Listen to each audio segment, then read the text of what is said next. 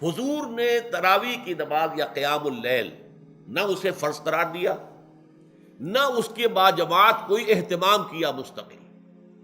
सिर्फ 3 रातें आपने जमात करवाई है, उसमें 8-8 रकतें आपने पढ़ी हैं कि जो आपका मामूल था तहज्जुद का, वो पढ़ी और तहज्जुद के वक्त ही जमात कराइए।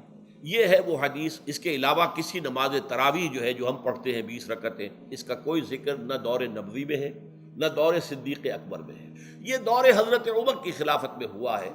हज़रत उमर एक मरतबा मस्जिद में दाखिल हुए, मस्जिद नबवी में, तो देखा कि कुछ लोग 8, 10, 12 जो है वो एक जो है हाफिज के पीछे खड़े हुए और कुरान सुन रहे हैं, कुछ दूसरे कोने में खड़े हैं, कुछ कहीं और खड़े हैं, मुख्तलिफ जमातें हो रही हैं। लिहाजा आपने ये निज़ाम तजवीज़ फरमाया कि ईशा के मुत्तसिलन बाद 20 रकत नमाज पढ़ी जाए और एक इमाम के पीछे पढ़ी जाए।